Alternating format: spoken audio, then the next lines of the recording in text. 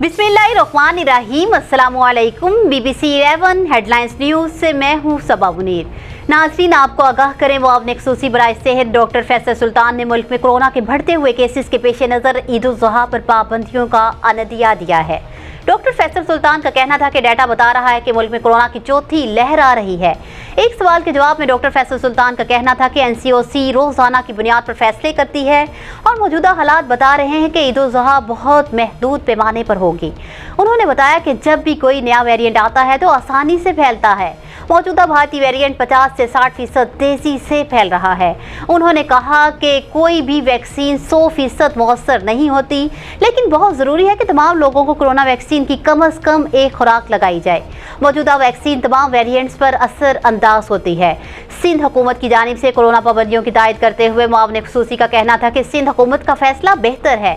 मैं इन फैसलों से मुतफिक हूँ क्योंकि कराची में कोरोना के मुस्बत केसेस की शरह 19% तक पहुँच चुकी है।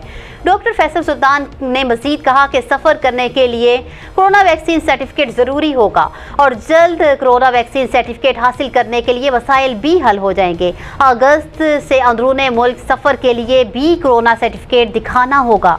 न्यूज़ स्टूडियो से फिल वक्त इतना ही। मज़ीद तफसीलात और अपडेट्स के लिए देखते रहिए BBC 11 हेडलाइंस न्यूज़।